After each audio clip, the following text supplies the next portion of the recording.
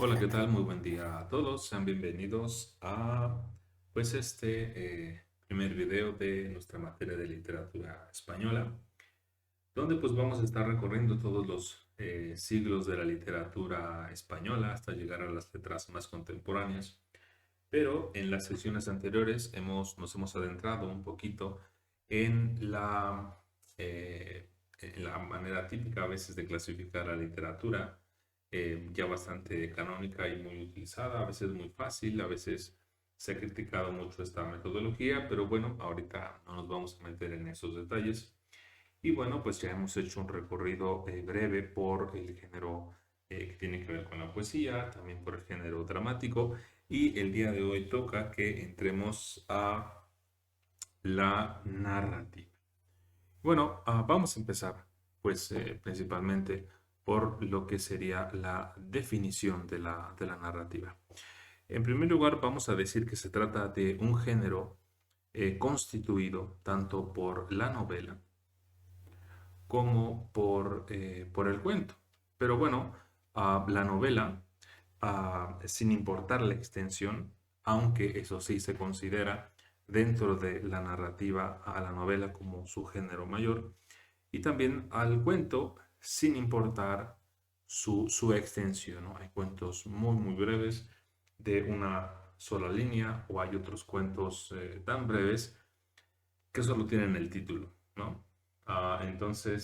Pero bueno, todavía no nos vamos a adentrar de lleno en eso. Y bueno, generalmente se ha afirmado que este género de la narrativa pues viene escrito, aunque bueno, hay que decirlo que el hecho de contar algo no necesariamente está atado a la escritura. Muchos cuentos que hoy conocemos, que repetimos de boca en boca y que nos fueron heredados por nuestros antepasados, pues se transmitieron de una manera oral.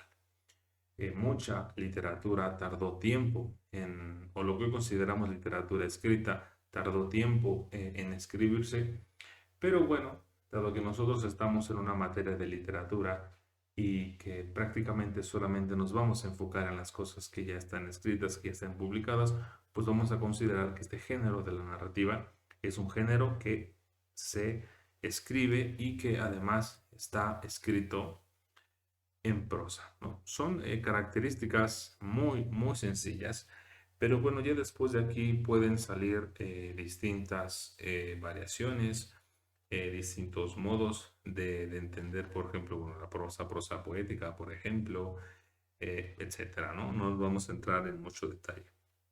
Sin embargo, como hemos visto en otros géneros, cada uno de ellos pide algo de nosotros como lectores.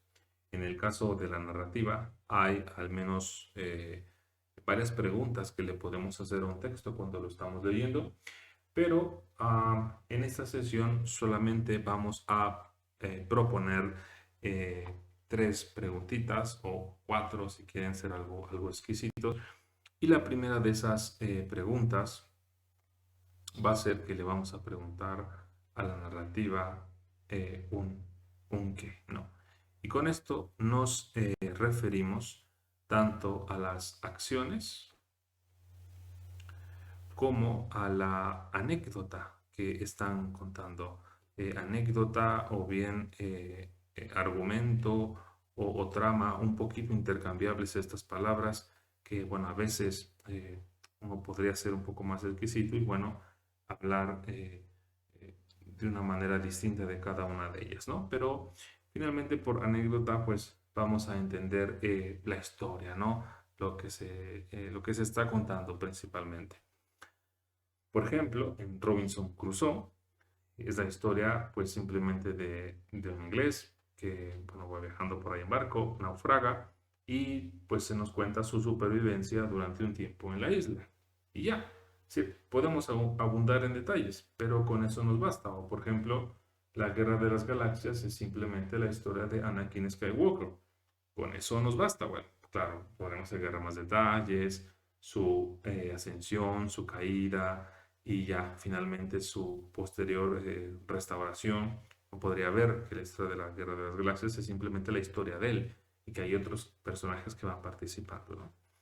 Cuando le preguntamos este qué a la narrativa, Eso, también esto implica que nos preguntemos por los seres que pueblan esa historia, que en este caso son los personajes, los que participan de esa trama, que generalmente los personajes, bueno, pueden ser personas, pero también pueden ser entidades abstractas. Eh, Vamos a poner aquí entidades abstractas. Por ejemplo, como animales, como objetos, por ejemplo. Y bueno, la clasificación de los tipos de personajes, ah, eh, pues pueden variar según el teórico al que nos acerquemos. En mi caso, yo me he basado en un texto muy, muy sencillito y que pues recomendaría mucho que leyeran para acercarse de una manera sencilla, sin tantos problemas, sin tantas complicaciones. Además de una manera bastante accesible y además con una gran cantidad de sugerencias de lectura, que es el libro Leer Cuento y Novela de Edmé Pardo, que publica Paidós. Y bueno, entonces nos vamos a quedar con algunas cosas de las que menciona Pardo. Por supuesto, hay otros teóricos de la literatura como Luz Aurora Pimentel o como eh, eh, Vic. Pero bueno, ellos van a veces un poquito más a fondo, cavan un poquito más. Quizá no es necesario detenernos en tantas minucias porque en realidad a veces no son tan grandes las diferencias, ¿no? Solamente que cuando uno empieza a considerar, pues ahora sí que toda la literatura, pues empiezan a surgir otro tipo de personajes. Pero vamos a quedarnos con la clasificación más usual de todas. Am, los primeros es una pareja que prácticamente es inseparable, que se trata, que les sonará mucho, seguramente ya lo han visto en otro momento, que es el protagonista y el antagonista. El primero, es decir, el protagonista, pues es el personaje principal de la historia. Y el segundo es la fuerza que se opone a los deseos o a los anhelos del personaje. Por ejemplo, en El Hombre de Acero, esta película más o menos reciente, pues no tenemos ninguna duda en saber que Superman se trata del personaje principal y que el General Zod es el antagonista. Superman ha descubierto que le gusta mucho vivir en la Tierra y se acostumbró ya a que sus padres murieron y además ha reconocido cuál es su sentido en la vida, que aunque ocultó por mucho tiempo sus poderes por recomendación de su padre terrenal, de su padre adoptivo, ahora su padre, que le ha hablado en una grabación prácticamente desde el más allá, le dice que no, que se quede en la tierra, que él sea de beneficio para los humanos, ta, ta, ta. Pero por supuesto después va a llegar el general Zod y va a intentar eh, terratransformar la Tierra para que sea un planeta semejante a Krypton y que con eso el protagonista, Superman, Clark Kent, pues pierda ese lugar al que ama. Entonces es una manera en que protagonista y antagonista se están oponiendo y están luchando para que los deseos de uno no se cumplan o sus anhelos, ¿no? Además, tenemos, además de los protagonistas y de los antagonistas, tenemos a los personajes secundarios. Voy a abreviar simplemente la palabra personaje o personajes simplemente con una P. Tenemos a los personajes secundarios, que en ellos no recae directamente la acción sobre ellos, pero son parte de la historia. Por ejemplo, otra vez en El Hombre de Acero, pues Luisa Lane, también la familia Kent, por ejemplo, la gente que está en el periódico, los ayudantes de, el general Zod, son esos personajes secundarios que están ahí, pero que no forman parte no tienen una parte directa en la trama, ¿no? Sobre ellos no recae directamente la acción. Después tenemos a los personajes pivote. Los personajes pivote, bueno, ellos son los que desatan la acción, la inician. Por ejemplo, en esta misma historia, Superman también es un personaje pivote. Y esto lo digo porque a veces un personaje puede ser una u otra cosa. Es decir, en esta película se nos ha contado que hace muchos años ah, el padre de Superman, de Kal-El, Jor-El, ha enjuiciado a el general Zod y todos aquellos que son sus amigos y que están a favor de esa rebelión contra ese sistema corrupto y bastante conservador que tiene Krypton. Pero, pues bueno, ellos están encerrados, logran escapar de esa prisión en la que los llevan. Pero cuando Clark Kent intenta saber quién es él, encuentra precisamente una nave que pertenece a sus ancestros y al encenderla, activa las alarmas de la nave que va tripulando Zod y sus compañeros. Entonces es algo que Superman no previó, pero él inicia la trama, porque es la manera en la que Zod se va a acercar a la Tierra y va a saber en dónde se esconde el último hijo de Krypton, ¿no? También tenemos, además de esos personajes, a los personajes silueta, que son simplemente los extras, son la masa, ¿no? Cuando Superman y Zod están peleando y toda esa gente que huye de aquí para allá y que no sabemos sus nombres ni toman una parte importante en la historia, bueno, son todos ellos, ¿no? O el personaje principal entra, por ejemplo, a un restaurante y hay mucha gente comiendo, pero esa gente no nos interesa. Ellos están ahí para hacer la masa, simplemente para hacer extras, ¿no? Además, tenemos a los personajes prototipo, que estos personajes no es necesario describirlos, ni tampoco su historia es de interés para nosotros, pero ellos están ahí para cumplir algo relacionado con la actividad que hacen. Por ejemplo, esperamos que el cantinero siempre se comporte como un cantinero. Lo mismo que el panadero, el taxista, el oficial de tránsito. Ellos se van a comportar simplemente como esperamos, porque descansa su actividad, su ser, perdón, en su actividad. Después tenemos a los personajes estereotipo. Que bueno, este no está relacionado por el oficio, sino por su carácter.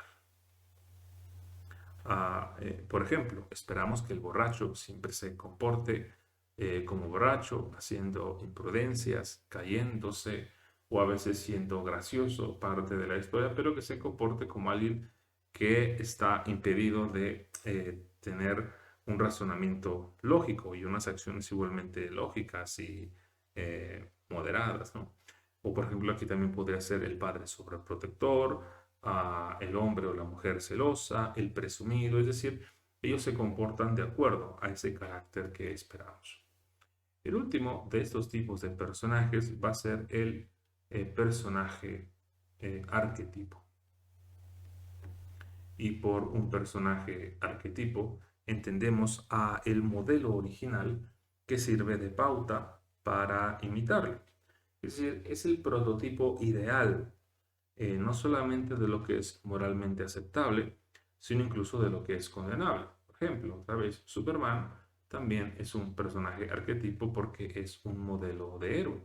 Entonces, por supuesto, uno se espera y Hollywood o el escritor o quien sea nos los presenta de una manera en que es imitable su manera de actuar. Ahora, pero muchas veces no necesariamente es imitable en el sentido de que sea algo positivo. También puede ser un ejemplo de algo que no debes de hacer. Por ejemplo, en la tragedia de Edipo Rey de Sófocles, Edipo es un joven que, debido a que sus padres tuvieron miedo, cuando el oráculo de Delfos en Grecia profetizó que el hijo que tuvieran iba a matar a su padre e iba a tener descendencia con su propia madre, pues sus padres tuvieron miedo y quisieron asesinarlo, así que se lo dieron a alguien más para que lo hiciera. Ese alguien más no lo hizo. Y pues pues casualidad de las casualidades, Edipo en algún momento se encuentra a su padre, su verdadero padre que va de viaje, se encuentran en un camino, lo asesina, viaja a Tebas, donde logra rescatar a Tebas de una terrible peste, se casa con su madre, él no lo sabe y tiene descendencia. Eventualmente Edipo va a ser castigado por su necesidad de querer conocer la verdad acerca de lo que ha ocurrido. Entonces Edipo se vuelve un arquetipo de aquello que es condenable, algo que no es digno de imitar, ¿no? Esto sería en relación a los personajes. Y bueno, después podemos también hacer otra pregunta, que aquí se refiere al cuándo y al dónde. ¿Cuándo y dónde? Les digo, aquí podrían ser dos preguntas o podríamos considerarlas simplemente como una pregunta. Y cuando hablamos de cuándo y dónde, estamos simplemente hablando de el tiempo. Y estamos hablando también del espacio, del lugar en donde ocurre la trama. Es importante reconocer que ambos eh, eh, eh, influyen, limitan o a veces puede ser que sean transformados por los personajes. Generalmente el espacio, ¿no? A menos de que estemos delante de una obra de ciencia ficción o de fantasía, entonces puede ser que incluso los personajes puedan influir en el tiempo, ¿no? Pero bueno, el espacio y el tiempo están sumamente implicados, ¿no? Vamos a hablar generalmente del espacio y para eso también vamos a utilizar una clasificación que esta sí que no es del todo común, pero es una clasificación que particularmente prefiero porque nos libra de ciertas problemáticas, ¿no? Bueno, no voy a del todo a explicar aquí, pero que nos sirve mucho para analizar el espacio en una obra narrativa. Primero tenemos el marco espacial. Y por marco espacial nos referimos al entorno inmediato de los hechos reales, es decir, ese lugar muy particular del mundo en donde está ocurriendo la trama. Son todas aquellas localizaciones mostradas por el discurso narrativo o por la imagen. Los marcos espaciales además son escenas de acción que cambian de una a otra, ¿no? Por ejemplo, de una sala, en una habitación, por ejemplo, a lo mejor en una casa, perdón, nos vamos, por ejemplo, a una habitación. Y a lo mejor esto pueda ser de interés porque quizá en la habitación se llevan algún tipo de, de de situaciones que no ocurren, por ejemplo, en la sala, un lugar un poquito más común. Um, por lo tanto, esos espacios están organizados jerárquicamente y están además limitados. De esta manera, por ejemplo, un cuarto, una habitación, es un subespacio de una casa, ¿no? Entonces, eso ya de alguna manera limita o puede limitar en algo a los personajes. Otra clasificación más dentro de este punto sería el entorno. El entorno, bueno, es el ambiente general, socio, histórico y geográfico en el que la acción toma lugar. Por ejemplo, a diferencia del marco espacial, el entorno envuelve a todo el texto. Por ejemplo, si Superman está en la Tierra, tendrá superpoderes, pero si la trama, el personaje, tiene que ir a otro planeta con un sol muy distinto, seguramente no tendrá los mismos poderes. Entonces, en un sentido general, el entorno, que sería el espacio, tendría o aporta diversos factores físicos que también pueden limitar al personaje, ¿no? Si un personaje tiene que irse de viaje y a lo mejor deja a la amada o al amado, por ejemplo, bueno, va a haber entonces un ambiente ahí que que los puede estar limitando a lo mejor de una manera geográfica, ¿no? También vamos a tener el espacio de la historia. Y con este término nos referimos a todo aquel espacio que es relevante para la trama, que es mapeado o distribuido espacialmente por las acciones y pensamientos de los personajes. Es decir, consiste en todos los marcos espaciales más las localidades mencionadas en el texto que no son la escena de acción en los eventos que se están desarrollando. Por ejemplo, puede ser que un personaje hable mucho de ir a China o que tiene negocios en China, pero nunca el personaje va a China. Bueno, aunque ese espacio nunca aparezca en escena, es parte de ese espacio. Es decir, al espacio de la historia, sumamos todos los marcos espaciales más todas las localidades que estén presentes en la narración, ¿no? También tenemos una muy importante que es el universo narrado. Ven que vamos casi que cada vez un poquito más amplios, ¿no? Perdón, el universo narrativo. Y aquí el mundo es presentado el mundo presentado en el texto, más ese mundo construido o imaginado por los personajes. Es decir, es el espacio de la historia, lo que está acá, espacio de la historia, EP, más el mundo imaginado de los personajes, que contiene sus fantasías, sus especulaciones, sus sueños, posiblemente también. Y bueno, por ejemplo, una manera de verlo sería, por ejemplo, en la película de La Bella y la Bestia, donde Bella, bueno, pues lo que hace, si recuerdan, cuando ella está leyendo y acaba de visitar voy a poner aquí una imagen que nos recuerda eso, y ella acaba de visitar la biblioteca o la librería. Ella sueña con un mundo, ¿no? Ese mundo que está en el terreno de sus fantasías, de sus sueños, de sus anhelos. Entonces, ese mundo, aunque no exista en el mundo que viven los personajes, es un mundo que tiene importancia para ellos. En este caso, para Bella, este mundo es importante porque es un mundo que le permite eventualmente rechazar, por ejemplo, al antagonista que es Gastón. Porque cuando ella eventualmente conozca a la bestia, va a encontrar que la bestia cumple de hecho aquellos sueños, aquellos anhelos que ella leyó en estos libros, ¿no?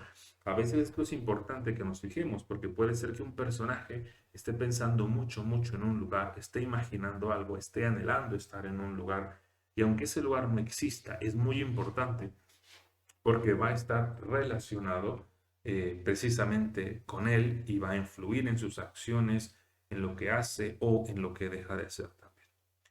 La última pregunta que vamos a abordar va a ser ¿quién? ¿Quién?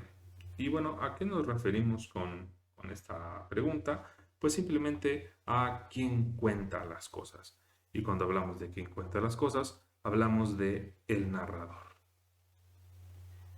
El narrador es uno de los elementos más importantes de cualquier narrativa, porque el narrador es la voz que entrega la historia, cuyo resultado depende de su efectividad y estética. Es importante que no confundamos al narrador con el autor de la historia. No son los mismos. Parece que es así porque decimos, bueno, finalmente una persona de carne y hueso está escribiendo esto. Bueno, sí, pero puede ser que el narrador no sea, bueno, no podemos mezclarlos porque estaremos quizá atribuyéndole cosas al autor que el narrador no tiene. Por ejemplo, en El asesino solitario, una novela de Mendoza, por ejemplo, donde se narra el intento, o bueno, el asesinato de Colosio, por ejemplo, quien está contando precisamente es el asesino. Pero no podemos pensar que entonces el autor está diciendo que él es el asesino. Es decir, hay una distancia entre el autor y el narrador. Podemos considerar como si el narrador fuera un tipo de personaje más, que a veces eso puede ocurrir, pero vamos a pensar que es una voz distinta a la del autor.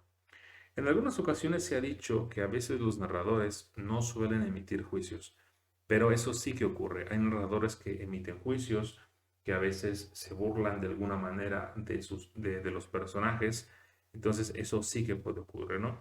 Entonces el narrador es una posición dentro del texto que origina la narración y desde la que se hacen referencias a las entidades o personajes, a los acontecimientos o a las acciones que componen ese discurso. También hay una clasificación bastante sencilla para los tipos de narradores. La primera podría ser la que ocurre en primera persona, es decir, la que se escribe en un yo, ¿no? Entonces, este participa en la historia y nos cuenta las cosas desde donde está situado, ¿no? Son numerosas las novelas, los cuentos que están narrados precisamente desde ella. Hay otros tipos de narradores, por ejemplo, donde puede haber dos primeras personas eh, o más, ¿no?